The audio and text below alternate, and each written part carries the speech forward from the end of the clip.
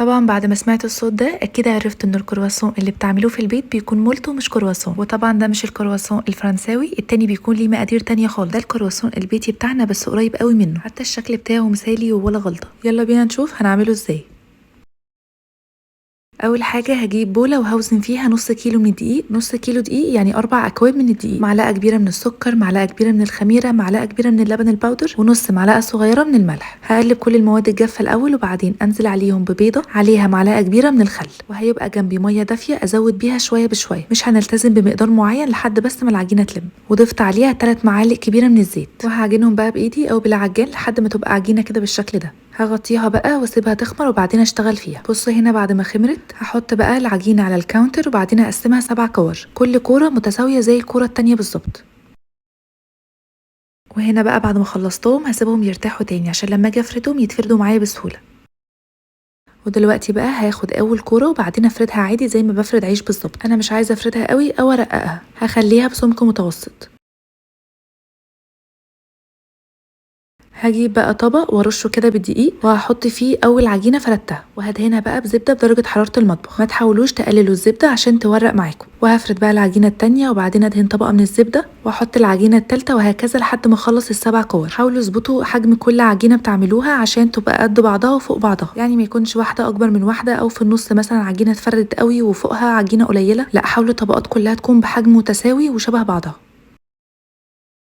هنا بعد ما خلصت الكمية ال7 طبقات هغطيها واسيبها ترتاح في الفريزر 10 دقايق والزبدة تجمد شوية. وبعد ما تخرج من الفريزر هفردها. انا عايزة افردها على قد ما اقدر تكون رقيقة عشان تعمل معايا توريقة. لو كانت سميكة معاكم وانتوا بتفردوها مش هتطلع معاكم الشكل اللي بيطلع معايا خالص. شايفين هنا حجمها بقى كبير ازاي؟ هي اخدت الكاونتر كله اصلا. ولازم الكمية دي تعمل معاكم تقريبا 24 واحدة او 22، لكن مثلا لو طلعت معاكم 10 يبقى اعرفوا ان انتوا سمكتوا العجينة قوي وشكلها مش هيطلع حلو في الاخر.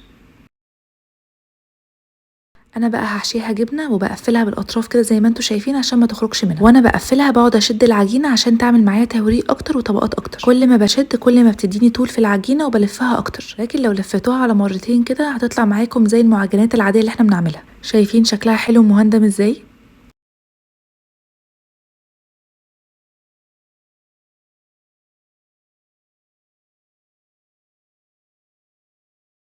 هرصها بقى في صينيه الخبز تكون مرشوشه دقيق او حاطين تحتها ورقه زبده. على ما بنشكل كل واحده بيكونوا خمروا، يعني انا لازم اخمرهم قبل ما يدخلوا الفرن. فلما بشكل الصينيه كلها ولسه كمان بدهن الوش بتاعها بتكون اوريدي خمرت خلاص. بدهنها بقى بصفار بيضه وربع معلقه صغيره من النسكافيه وشويه لبن صغيرين قوي عشان تديني لون حلو، لان الكرواسون ما بيديش لون حلو لوحده. وحطيت فوق الوش حبه البركه وهدخلها فرن ساخن مسبقا على درجه حراره 200 رف وسط. هتقعد تقريبا تلت ساعه وممكن اكتر وممكن اقل على حسب الفرن. تعرفوا ازاي انها استوت؟ بتاخد لون جولدن حلو من فوق وبتتحمر من تحت. شايفين شكلها بعد التسويه عامله ازاي؟ مورقه جدا جدا وشكلها مثالي قوي. انا مضمن لكم ان انتوا هتعتمدوا العجينه دي في الكرواسون لان انا معتمداها بقالي اكتر من 3 سنين، وعمر الشكل ما كان بيبوظ معايا لاني بلتزم بكل حاجه بتخلي الشكل يكون مورق كده. وكمان التزموا ان انتوا تكونوا مقفلينها كويس قوي من الجوانب عشان الحشوه ما تخرجش. وما تحاولوش تقللوا الزبده عشان هي دي السبب في التوريق. وكمان وانتوا بتلفوها حاولوا تطولوا شويه العجينه عشان تديكم ارتفاع اكتر للتوريق. العجينه دي بتكون مقرمشه جدا من بره وطريه من جوه. وتابعوا الفيديو للاخر عشان اوريكم قد ايه هي مورقه من جوه. عايزه اقول لكم هي اخدت اللون ده من غير ما اشغل عليها الشوايه لاني دهناها، والدهان بيخليها تاخد لون حلو.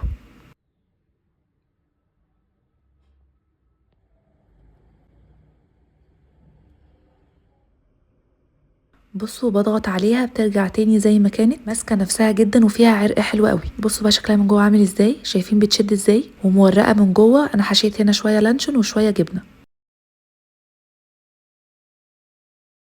هوريكم دلوقتي واحده تانية واسمعكم الصوت.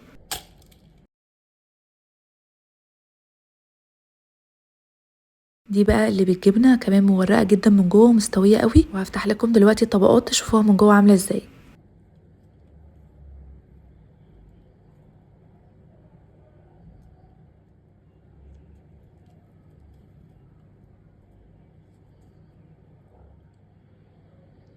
بصوا هنا بقى بتشد معايا ازاي.